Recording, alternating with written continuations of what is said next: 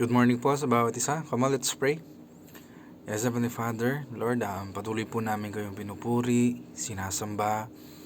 At sa umagang ito, Lord, ay patuloy po kami nagpapakababa po sa inyo. At salamat po sa araw na muli po namin kayong nakausap. At muli po namin kayong muli po kami makakadulog sa inyo ng may kalayaan. At salamat po, Lord, sa pagmulat po ng aming mga mata.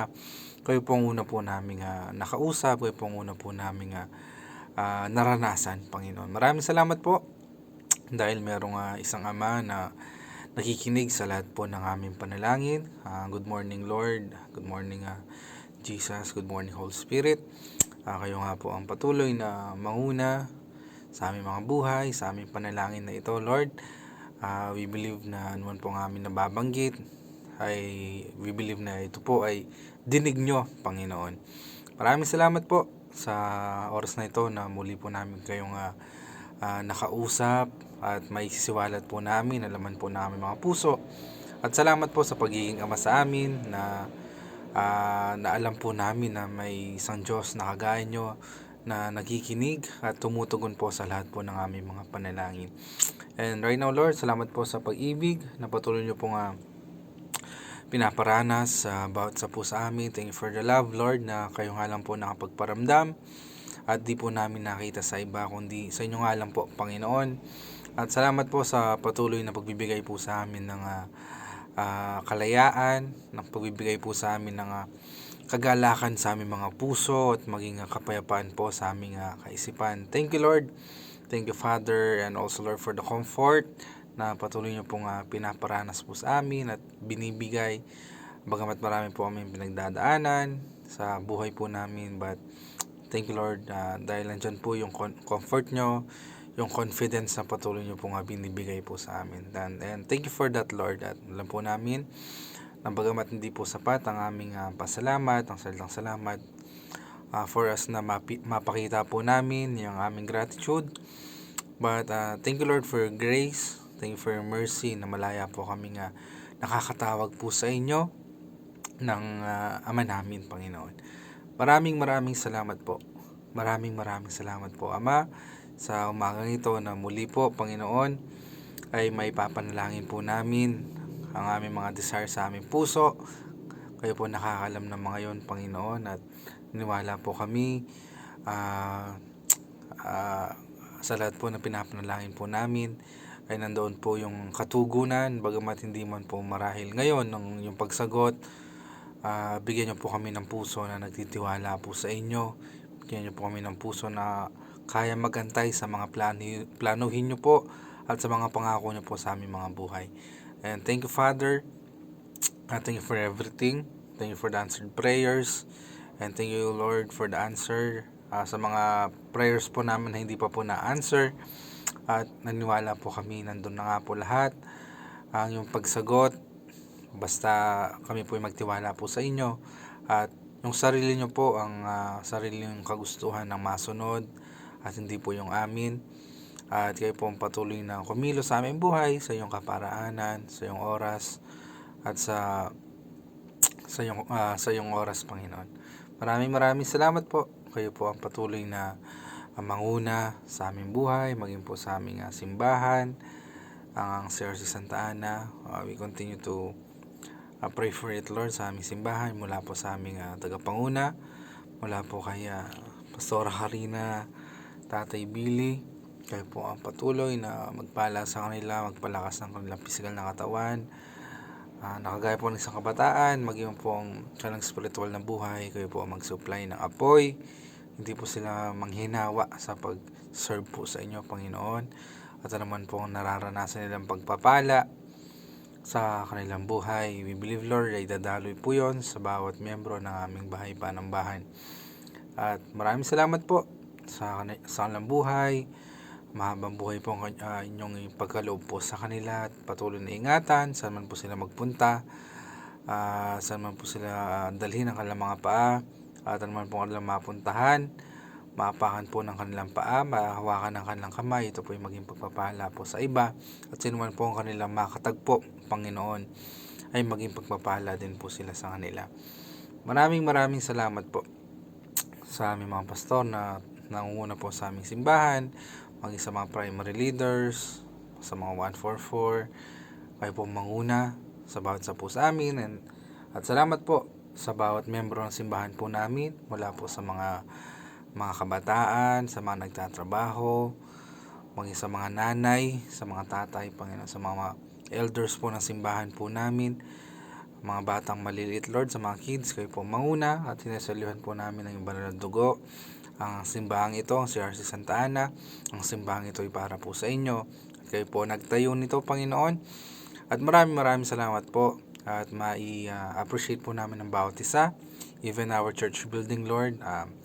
Dinadalangin din po namin ito sa inyo at pinagpapasalamat na kami po ay nagsimula sa maliit at pinagkalooban niyo po kami ng mas malaking simbahan.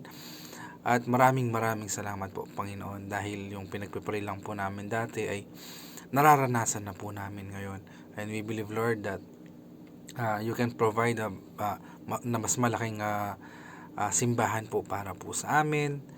At gamitin nyo nga po ang aming simbahan upang marami po makakilala po sa inyong dakilang pangalan, Panginoon. Maging tanyag po ang pangalan nyo sa loob po ng simbahan po namin. At ito po ay makilala, hindi man po sa Santa Lucia, kundi sa buong Santa Ana, Panginoon. Makilala po kayo at wala pong anumang pangalan na maitaas. Thank you, Lord. Thank you, Jesus. And dinadalangin din po namin kalakasan ng bawat sa po sa amin, Lord, sa lahat po ng mga ginagawa po ng ginagawang activities sa lahat po ng simbahan po namin. Yung morning prayer po namin, ito po yung aming dinudulog po sa inyo. Salamat po sa pagpapaalala ng kalagahan nga po ng morning prayer. Every time we pray, Lord, every morning, ay salamat po sa pagpapaalala kung gaano kahalaga ang nagagawa po ng panalangin. Dahil lang nagsisimula po kami lahat sa panalangin at natatapos po sa panalangin. Maraming salamat po. Maging po sa midweek po namin, sa crossover, every Sunday service. Even, Lord, yung mga trainings po namin sa Sol 1, Sol 2, Lord, Sol 3. And even, Lord, yung natapos na life class party po namin, dinadalahin po namin ito sa inyo at sa mga nagsisimula na po sa mga readings, maging man po ang panalapit na encounter. Ito po yung aming dinadalangin po sa inyo na ito po yung maging matagumpay, hindi ng ganang amin, hindi ng tulong nyo nga lang po, Panginoon. Maraming salamat po. Maraming salamat. Kayo po ang patuloy na manguna sa aming buhay, maging po mga gawain po sa loob po ng aming simbahan. Kayo po ang makita at wala pong anumang pangalan na maitaas kundi yung pangalan nyo nga lang po, Jesus. Kayo po maging tagapanguna. Kayo po magbigay ng direksyon na anuman pong aming gawin, anuman pong planuhin na gawin po namin sa loob po ng simbahan po namin. Ayun nga po, ay magmula po sa inyo. Dalayan din po namin yung kagalingan, yung restoration, ngayon po yung breakthrough sa loob po ng aming mga tahanan, sa loob po ng aming mga biological families. Come on, let's pray for our families. Lord, dinadalangin po namin ang aming mga pamilya, aming mga kapatiran, aming mga magulang, especially kayo po manguna sa kanila. Pagkalooban niyo po sila ng mahabang buhay, pagkalooban niyo po sila ng malakas na pangatawan. Pagamat sila po yung matatanda na, we believe, Lord, na ang kalakasan ng isang kabataan ang patuloy po nilang maranasan kung gaano po namin kadalas panalangin ang aming mga pastor, mga pastora, ay ganoon din po namin na idamay ang aming mga biological families na every time na magpray po kami, isali din po namin sila sa aming mga panalangin. Maraming salamat po sa buhay nila, mga kamag-anak po namin, mga pinsan at lahat po ng tao na related po sa amin. Ito po yan. Pinagpapala po namin sila, Panginoon. Kayo po ang patuloy na kumaingat sa lahat po ng kapatid namin nagtatrabaho. Ingatan niyo po sila na sa kanilang pag-alis, sa kanilang pag-uwi, Panginoon, galing trabaho. At yung promotion, yun nga po ang dinadalangin namin para sa kanila. At sa mga kapatiran po namin na nag-aaral, kayo po magbigay sa kanila ng mataas na grado at sila po yung makakagraduate, Panginoon, at mahanap po nila yung trabaho na para po sa kanila. Kayo po manguna sa bawat makasamahan po namin sa loob po ng tahanan, and I declare peace, we declare love sa loob po ng tahanan po namin, at kayo pong pumuno ng pag-ibig, ng unity sa loob po namin mga tahanan, upang hindi na po kami maghanap ng love, ng comfort sa labas po ng bahay po namin or sa labas po ng aming mga tahanan. Kung sa loob po ng tahanan ay punong-puno ng pag-ibig, punong-puno ng pagkalinga, Panginoon, hindi na po namin ito hanapin sa labas. Maraming salamat po. Maraming salamat sa family po namin at sa mga kasama po namin sa tahanan na hindi pa po nakakilala po sa inyo, at dinadalangin po namin sila. We believe, Lord, that one day makasama din po namin sila sa paghayo, sa pagsamba po sa inyo, Panginoon. Dahil nagawa niyo po ito sa mga kasama po namin sa iyong bahay panambahan, we believe magagawa niyo rin po ito sa amin, Panginoon. Wala naman pong imposible sa inyo, at isang Diyos lamang po ang aming sinasamba, at kayo po yon, Panginoon. Maraming salamat po. Maraming salamat po sa buhay ng aming family at sa mga lugar na aming kinabibilangan, sa aming mga trabaho, Lord, sa mga schools na aming kinabibilangan, Lord. Kami po ay maging pagpapala sa loob po ng mga eskwelahan po namin, sa loob po ng mga workplaces po namin, at kayo po makilala nila, makita po kayo, Panginoon. And we serve you, Lord. Serve po namin ng aming mga Panginoon dito sa lupa, kagaya po ng paglilingkod po namin sa inyo, Panginoon. Dahil kapag ito ginawa namin sa kanila, ay parang ginawa na po namin din po ito sa inyo, Panginoon. Maraming salamat po. Maraming salamat. Maging pagpapala po kami at mag-reflect ang glory nyo sa aming mga buhay, sa loob po ng aming trabaho, at maging po saan man po kami magpunta, sino man po ang aming makausap, makilala, Panginoon, ay kayo po makita po nila sa aming buhay.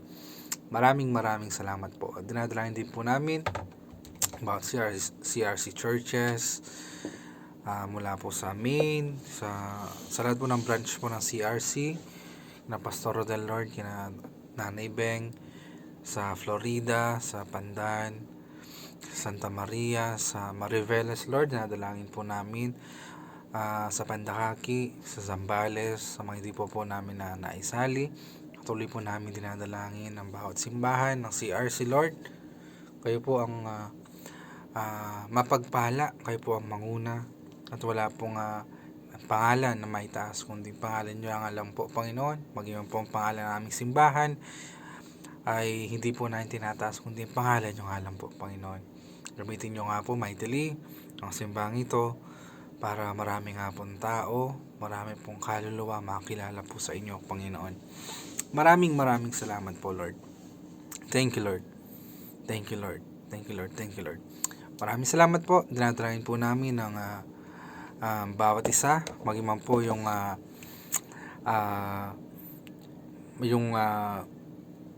province po ng Pampanga, yung Santa Lucia, Santa Ana. Ito yung dinadalangin po namin sa inyo, Panginoon. Maging po ang aming bansang Pilipinas, at sa mga nakarang araw, Lord, kayo po nakakaalam ng sitwasyon ng bansa po namin. Magbigay po kayo ng mga leader na may takot po sa inyo, at mawala nga po ang korupsyon sa aming bansa, at patawarin niyo po ang aming bansa sa mga kanyang nagagawa hindi nakalulugod po sa inyo, Panginoon.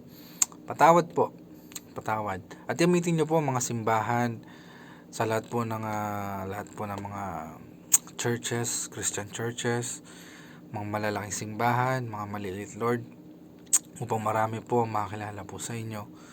Maging po ang mga Pilipino ay magkaroon po ng banal na pagkatakot po sa inyo. Mga nakaupo, sila ay magkaroon ng karunungan na nanggagaling po sa inyo. Magkaroon po sila ng kaalaman sa inyong mga salita upang sila po ay matakot sa mga bagay na hindi po nakalulugod po sa inyo.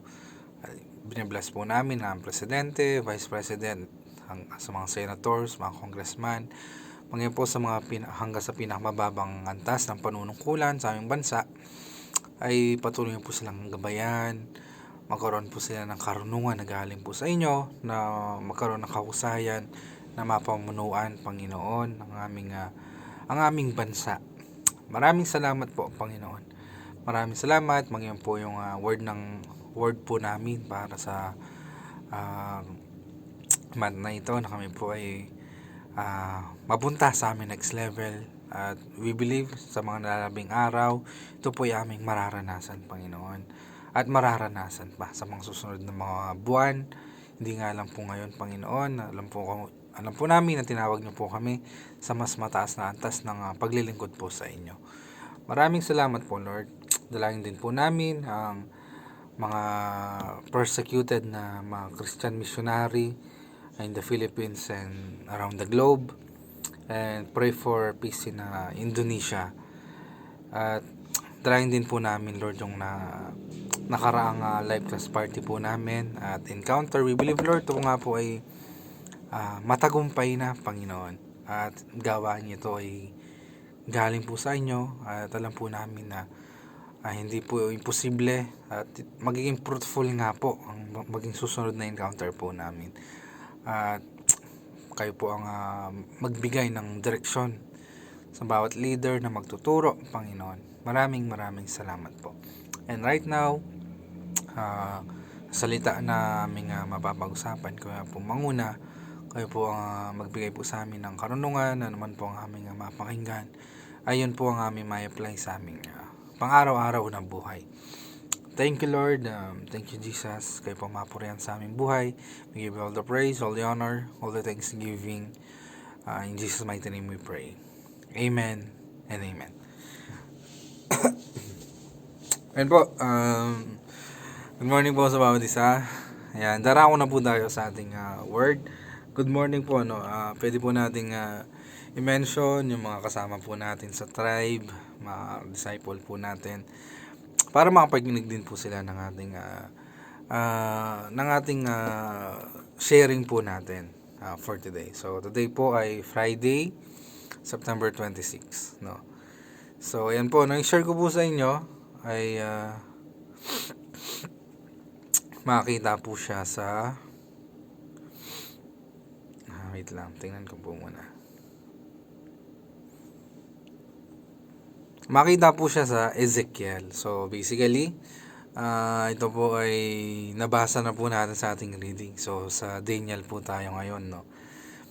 So wait lang po. Yung outline ko medyo mabagal. Ayan. So yung share ko po sa inyo ay pinamagatan ko po siya nga The Justice of a Righteous God. So some of you, familiar po tayo sa ituro ko po ngayon dahil nabasa na po natin to sa ating reading. So babasahin ko po siya, no. Hindi pa pala, mamaya. So mamaya ko po siya i-share. So personally, for background muna, no, sa Book of Ezekiel, no, alam ko naituro ko na rin po to dati, no. So kapag Ezekiel, no, siya po yung watchman, no, na itinalaga ni Lord para po sa mga Israelita dahil sila po ay naging exile po sila ng Babylonia, no.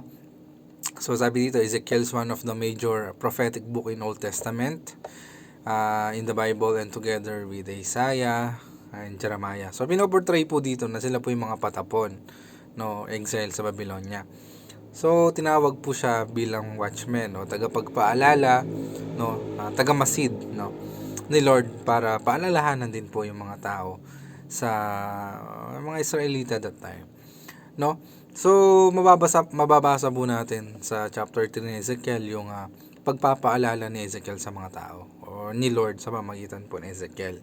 So kapag napahamak sila at di mo sila pinapagsabihan, no, ito po yung sinasabi dito sa chapter 3. So tayo daw po yung mananagot, no. And na-share ko rin po ito, no, nung nakaraang nag-speak po ako ng midweek, no, yung topic po natin. So pinapakita po dito yung masidhing emotion po ni Lord, no, towards sa kanyang bayan, no. Dahil nga po hindi po sila sumusunod, especially meron po silang mga Diyos-Diyosan na dahil kahit meron na silang Lord, no, si Yahweh, no, that time, ay meron pa rin po silang nagagawa na hindi naging kalugod-lugod po kay Lord. So basically yun po yung mainly na nagiging kasalanan po nila, no? No, yung gumagawa po sila ng mga Diyos-Diyosan. And paulit-ulit po yun, no? Mababasa po natin even sa Jeremiah, sa Isaiah. Ganun po yung kanilang mga ginagawang hindi maganda, no? So, kung mababasa po natin dito sa Book of Ezekiel, mostly, si Lord po ay yung kanyang tema, yung kanyang emosyon ay parang nangingibabaw po yung kanyang, yung alam mo yun, yung pagkagalit, no?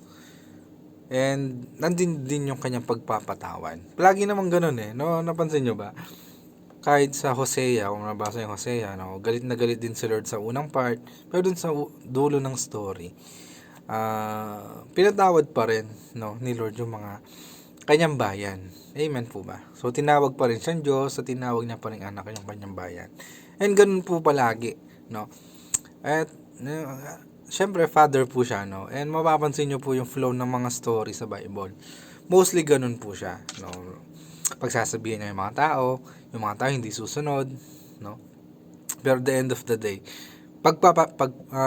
papatawarin niya, tapos magbibigas pa rin po siya ng mga pagpapala. So, ganun po yung kanyang figure, mostly sa mga Bible verses, sa mga Bible books na ating nabasa sa ating reading. Amen po. So, sabi dito, the righteousness of God means that His being, His nature, and character is always righteous. No, daw po siya, good, right, and just. No, He Himself the ultimate standard as to what is right. No, sabi po dito, in Him there is no wrongdoing. No, because He's the standard of righteousness. Without fail, He does what is right. So, He is total integrity, goodness, and uprightness. So, basically, kapag sinabing righteousness, no, sa madaling salita, ito po yung doing what is right, no? Ginagawa mo yung tama, at just daw po ang Diyos. So, doing what is fair, no, patas, no? So, basically, God is always right and always fair. Tandaan po natin yun, kaya minsan nasabi ng ibang tao, si Lord hindi siya patas, meron siyang favoritism. Wala po. Ang tao po yung hindi patas, no? Ang tao hindi po siya patas lumaban, no? Kaya nga po may nangungurakot sa bansa po natin. So, hindi po sila patas, no? Pero si Lord, no, He's always right and fair. Amen po ba? So, yun po yung dalawang both nature ng Panginoon na hindi dapat na paghihiwalay. Amen po. Sabi po sa Psalms 89 verse 14. Sabi po dito, righteousness and justice are the foundation of your throne. Love and faithfulness go before you. Amen. So, yung i-share ko po ngayon ay yung reading ay Ezekiel chapter 18 verses 21 to 32. No, medyo mahaba po siya. So, babasahin ko lang po siya, no, sa Tagalog. Sabi po sa Tagalog,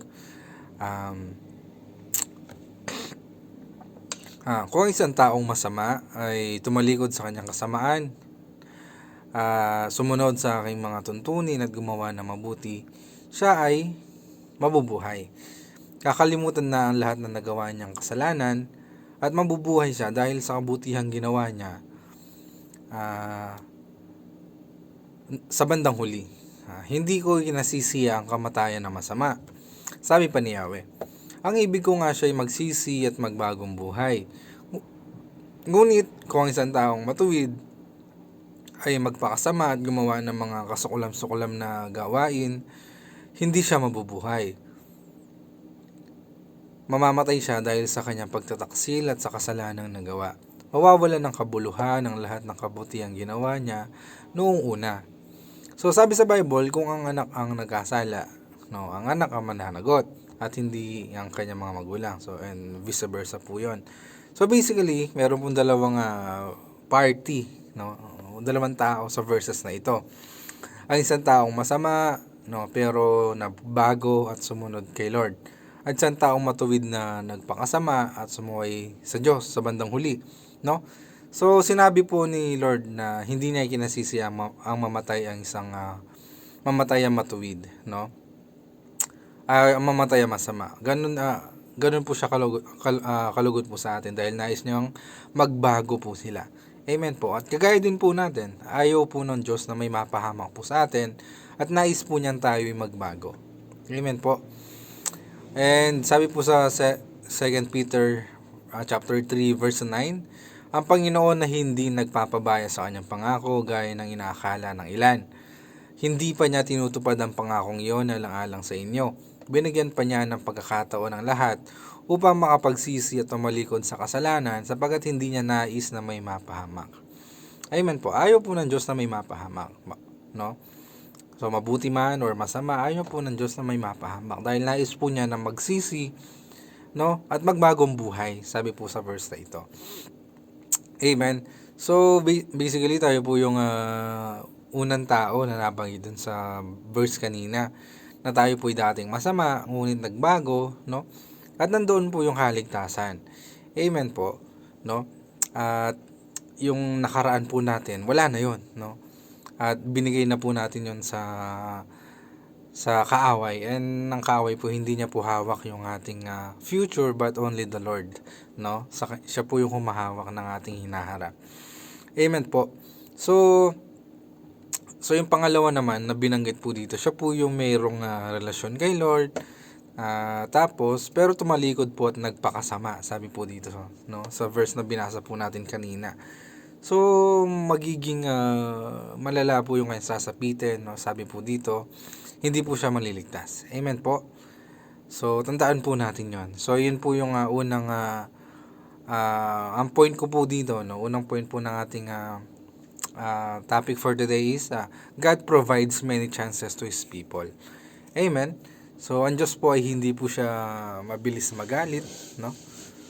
Kasi kung titignan po natin yung story sa Bible, no, kung gaano kakulit yung mga Israelites po talaga, maunawaan po natin na kung ano po yung pinaguhugutan po ni Lord sa kanyang nararamdaman, no? Sa kanyang nasasaktan din po kasi siya, no?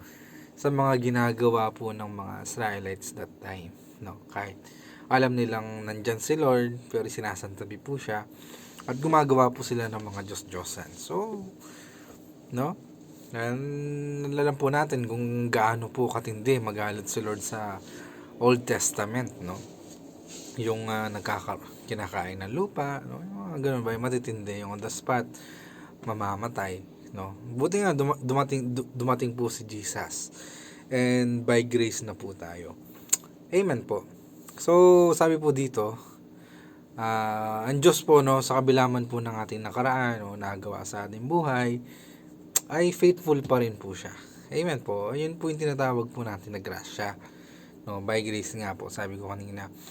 So tayo po yung nabubuhay dahil nga lang po sa grasya na kaloob po ng Panginoon, na hindi po galing sa ating sariling kakayahan. Amen po. Para wala po tayong maipagyabang sa Panginoon. Amen. Wala po tayong maipagmalaki sa Kanya, no? Sakaling makaharap po natin sa Lord, no? Tayo pumunta sa langit. Wala po tayong maipagmamalaki po sa Kanya, no? Dahil sabi po sa Bible, no? Ang sino mang ibig magmalaki, ipagmalaki niya yung relasyon niya kay Lord. Amen po ba? So, yung Diyos po yung kanya pagmalaki sa kanyang buhay. Amen po. Yun po yung nakasulat, no?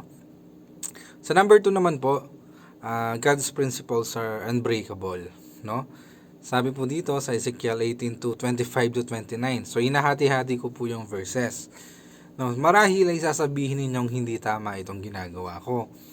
Makinig kayo mga Israelita. Matuwid ang aking tuntunin. Ang pamantayan ninyo ang baluktot. Kapag ang isang taong matuwid ay nagpakasama, mamamatay siya dahil sa kanyang ginawa niya. At ang masamang nagpakabuti at gumawa ng mga bagay na matuwid ay mabubuhay. Dahil sa pagtalikod sa nagawa niyang kasamaan noong una, mabubuhay siya, hindi mamamatay. Maaari nga sabihin ninyong hindi tama ang ginagawa ko, sasabihin ko namang ang ginagawa ninyo ang hindi tama. So walang sino man ang pwedeng bumangga, no, sa prinsipyo po ng Diyos, dahil siya po nagsabi, matuwid ang aking tuntunin, no? Ang pamantayan ninyo ang baluktot, sabi po ni Lord. So sabi nga po sa Bible, no, walang sino man na makakapag-advise kay Lord, no? Dahil siya po yung pinaka-great, Siya na po yung siya na po yung teacher sa lahat po na teachers, no? Wala pong makalalamang po sa kanya. Amen. Amen po ba? Siya yung beginning, siya yung end, no? Walang sino man ang makapagbigay sa kanya ng mga suggestion dahil alam niya po ang lahat. Amen po ba? No? Walang makapapantay ang karunungan tao. Karunungan nga po ng tao ay kamangmangan sa harapan po ng Diyos. Amen po. So, sabi po dito, kaya lahat po nakasulat sa Bible, no? Mostly, marami po siya mga principles po doon na talagang mga batas na, no? Hindi na dapat patunayan, no? Kasi principles na po sila. Amen po. So, kapag gano'n, hindi pwedeng dagdagan, hindi pwedeng bawasan. Amen po. So, maraming principles sa Bible, no? Sa love, sa generosity, humility, forgiveness. Marami po, no? Marami nakasulat. And never po siya nagkamali, no? Never nagkamali si Lord, no? Minsan naisip natin, may kamali yata yung Lord ka na ako, no? Nagkamali yata si Lord sa akin, no? Sana hindi na ako nabuhay. Yung mga ganun ba, yung kagaya ni Job, no, sa Bible. Sana hindi na siya pinanganak, namatay na lang sa sinapupunan ng kanyang ina. No, yung mga ganun ba. So, tandaan po natin, mga principles po ni Lord, yun po yung nagpapatunay na faithful po siya. Faithful po siya sa atin. At the same time, faithful po siya sa kanyang sarili. Sa kanyang mga salita. Amen. So, kapag sinunod po natin, may blessing po yon. Kapag sinuway, syempre, may punishments, no? Mayroong pagtutuwid. So, may reward, may punishment po, no, sa ating buhay Kristiyano, no? Kung tayo po susunod, tayo susuway, no? Nasa atin din po yon. Amen. So, sabi po dito, God's justice is tempered with mercy, no? Tandaan po natin yon. God's justice is tempered with mercy. Amen po ba? Mabait po ang Panginoon. Tandaan po natin yon, no? Kagaya po ng cellphone, no? Kahit mahulog po yan ng maraming beses, no? At alam mo yun, meron siyang tinatawag na tempered glass, no? Hindi siya madaling mawawasak po yung cellphone, no? Hindi po siya madaling mawasak, no? Makita pa lang po natin na mawawasak siguro yung magkakakrack, yung tempered glass po ng mga cellphones po natin. So, ganun po yung mercy din po ni Lord sa ating buhay, yung kanyang justice, no? Mahulog man po tayo, pumalpak man tayo, hindi po tayo mababasag, no? Mababasag lang po yung tinatawag na tempered glass. Kaya nga po sabi dito, God's justice is tempered with mercy. Yung mercy po, yun po yung bumubuo pa rin po sa atin. Amen po ba? At tayo po yung grasya niya at the same time. Kaya alam mo yun, nakakalapit pa rin po tayo kay Lord. Amen po ba? Sabi po sa Hosea 6:1, no, hali kayo, tayo ay manumbalik sa Panginoon. Sapagkat siya ang nanakit, siya rin ang magpapagaling. Siya ang nanugat, siya rin ang gagamot. Amen po ba? So, sabi rin po sa Isaiah, katunggulan po ng Diyos na tayo po ay pangalagaan hanggang tayo po tumanda, no? Hanggang sa pagputi po natin mga buhok. Amen. At involved na rin po doon yung kanyang pagtutuwid po sa atin. Amen po ba? And tandaan po natin dito, sabi, what God has spoken can never be broken. Amen po ba? So, yun po yung number 2, no? That God's principle are unbreakable. Ang number 1 po natin kanina ay yung number 1 po natin ay God provides many chances to His people. And number 3, which is my last point po, sabi po dito, God give us free will, no? And familiar naman po tayo sa free will. No, yun po yung gift na binigay po sa atin ni Lord na tayo po pumili, no, sa ating mga ginagawa. No, nagkakaroon po tayo ng kalayaan para magdesisyon kung ano po yung pipiliin po natin na gagawin, no? Sabi po dito sa Ezekiel chapter 18, 30 to 32. Kaya nga bawat isa sa inyo ay hatulan ko ayon sa kanyang ginawa. Magsisi nga kayo tumalikod sa inyong kasamaan bago bumagsak sa inyo ang parusa. Lumayo kayo sa inyong kasamaan at magbagong buhay sapagkat di kayo dapat mamatay, mga Israelita. Hindi ko gustong mamatay ang sino man. Kaya magpakabuti na kayo upang mabuhay. Amen po. No, nakita po natin dito yung concern, yung love po ng ating Panginoon sa bawat isa po, no? Yung ayaw niya po ng mapahamak, no? Ayaw niya even yung mga masasama, no? Yung mga gumagawa po ng mga krimen, ayaw po mapahamak yon ni Lord, no? Kagaya po ni yung story ni ano ba yan? Ni Jonah, no? Yung mga taga Nineveh, no? Sabi nga ni Lord, napakaraming tao dito sa Nineveh, no? Ayaw niya mapahamak yung mga yon, no? Ayaw niya mapahamak. Kaya pinadala niya si Jonah doon. Pero alam mo yung story, si Jonah, di niya matanggap yung ginawa ni Lord, no? 'Di ba? Mas yung nagpatubo siya ng halaman, wala kang ginawa diyan, no? Tumubo siya diyan, no? So, sabi ni Lord, no, paano pa kaya yung ganito kalaking mga tao, no? Mga karaming tao ang mapahamak, no? Ayaw mapahamak ni Lord yung mga tao, especially. No, kaya sabi niya dito, hindi ko gusto mamatay ang sino man, kaya magpakabuti na kayo upang mabuhay. Amen. So, ang Diyos po ang ating dakilang tagapag-alala. You know?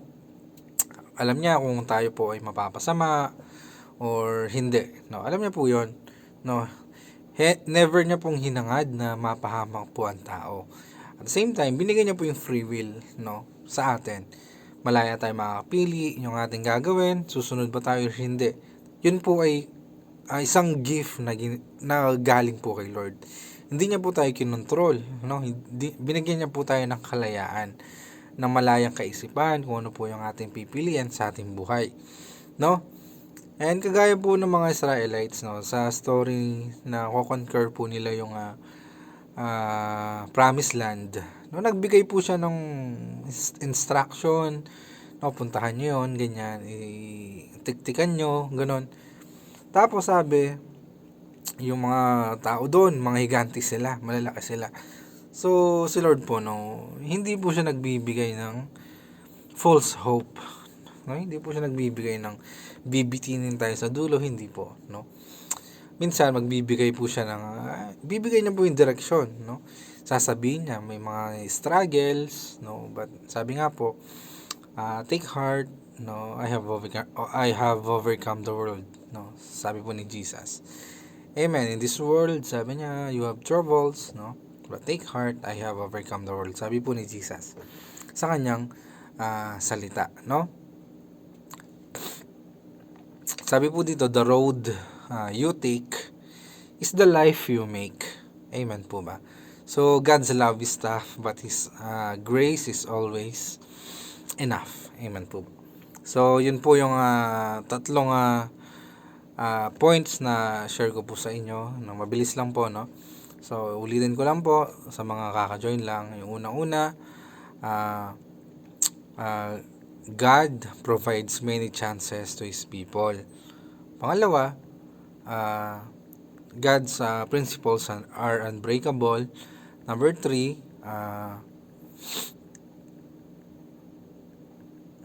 po, God gave us free will. Amen po. So, para po sa ating conclusion, sabi po dito na God doesn't punish with no reason. So, hindi naman siya, tinutuwid niya po tayo dahil meron po siyang kadahilanan. Amen po. So, sa ating buhay, marami nangyari na, alam mo yun, it seems unfair, no? Si Lord ba? Fair po ba siya? Or hindi? Nararanasan po natin sa buhay. Nadi-disappoint po tayo, no? Naranasan niyo po ba yun? Disappoint po tayo. Kahit sinasabi po natin, mahal po tayo ni Lord sometimes, nakakaranas po tayo ng mga disappointments sa buhay. Disappointments sa tao, sa mahal po natin sa buhay, sa ating sarili, no? And, alam niyo po ba yung pinaka mabigat na disappointments sa buhay po natin, no? Meron po akong nabasa, no? Sabi po yung pinakamatinding disappointments sa ating buhay ay yung tayo po ay ma-disappoint kay Lord mismo. And marami pong beses na nangyari po yan sa Bible. Alam mo po si Martha, sina Mary, no? Sabi po nila, Lord, kung dumating lang po sana kayo ng mas maaga, sana buhay pa yung kapatid namin na si Lazaro, no? Kasi namatay po kasi si Lazarus that time. And si Lord po ay yung dalawang magkapatid, nagpapadala po sila ng sulat. No, nagpapadala po sila ng sulat kay Jesus mismo, no? At meron akong nabasa, no, sa mga movies din or mga napapanood ko din. Sina Lazaro at sina Jesus, no, nabanggit na mahal nila yung bawat isa, no. Marahil sila po ay mula bata sila, magkakilala na po sila, and even yung kapatid po ni Lazarus. Kaya ganun po sila ka-close, no. Nagpadala po sila ng sulat, no, namatay si Lazarus, no. Tapos si Lord hindi po siya kagad nag-response, no. Inantay niya muna ng ilang araw bago siya pumunta doon. At yung disappointment po, no, yung sa magkapatid, no, sabi nila na kung sana dumating po kayo ng mas maaga, sana nabuhay yung aking kapatid. But every time na di-disappoint po tayo, no, meron pong ginagawang mas matindi po si Lord, no. Yun po yung tandaan po natin. It seems na disappoint po tayo ni Lord, pero after that disappointment, meron po siyang gagawing milagro, mas matinding bagay na hindi po nating inaasahan. And ganun po siya kumilos, no. It seems na hindi po nangyayari yung gusto po nating masunod, no. Gusto ko ganyan, gusto ko yung in-expect po natin, madalas hindi nangyayari. Kaya minsan parang disappoint po tayo sa kanya. But at the end of the day, marirealize po natin na napaka-faithful pa rin po ni Lord. At thankful tayo dahil hindi niya sanagot yung ating panalangin that time. Kasi meron po siyang much better na promise, much better na blessing para po sa atin. Akma sa ating buhay, yung wala masasacrifice ba, no? Kasi walang mako-compromise, kasi akala natin minsan yun na, no? Pero the Lord is nagbibigay siya ng mas matinding pagpapala na hindi nating na-calculate, no? Hindi natin naisip or hindi nating hindi natin naisip kaagad, no? Akala natin kasi limited po tayo, no? Limited po yung kaisipan po natin, no? Limited po yung ating alam, but the Lord is unlimited po siya, no? Lahat po ay alam niya sa atin, no? Alam niya po yung tutuusin po, alam niya po yung mangyayari sa araw ng bukas na exact tayo po hindi natin alam. Even mamaya hindi po natin alam ang mangyayari, but the Lord only knows, no? Siya lang po yung nakakaalam na ng lahat. Amen po. And yun lang po yung may share ko po sa inyo, no? I hope meron po kayong natutunan na napakaganda po ng reading po natin, no? Yung sa Ezekiel na nabasa ko po kanina. And marami po tayo natutunan sa reading na yun. Kasi po ngayon, nasa Daniel po tayo. So, yan po. Tayo po yung manalangin para po sa ating closing prayer. Come on, let's pray. Lord, patuloy po namin kayong pinupuri, sinasamba din na dakila. Lord, salamat po sa kanina. Kami po yung nakapanalangin, nakapagpuri sa inyo. At salamat din po sa iyong salita. At patuloy po itong ay paalala sa bawat araw ng buhay namin. Ito po yung aming magamit sa aming pang-araw-araw ng buhay. At patuloy po ito yung paalala sa sitwasyon, sa oras na nangangailangan po kami ng salita ng galing po sa inyo, Panginoon. Kayo po manguna sa gagawin po namin maghapon. Maging productive po ito. Ang araw na ito inaalay po namin sa inyo. At ito po ay maging pagpapala po sa inyo ang araw na ito, Panginoon. Maraming salamat po. Kayo pong maingat, saan kami magpunta, sa magstay sa bahay, papasok sa trabaho, papasok sa school. Kayo po manguna po sa amin. Thank you, Lord. Thank you, Jesus. Thank you, Holy Spirit. Patuloy po namin tinataas yung ngalan. Dinadakila ang ngalan nyo, Panginoon. In Jesus' mighty name we pray. Amen and amen. Ayun po, announcement po, no? Everyday, morning prayer. Every 5:30. Sabado, on-site po yung morning prayer. At Sunday service, no, may every 8:30 ng Sunday. Midweek po natin, 6:30 ng Wednesday. At sa lahat po ng mga mag-training after ng Sunday service. Yan po, maraming salamat. God bless po.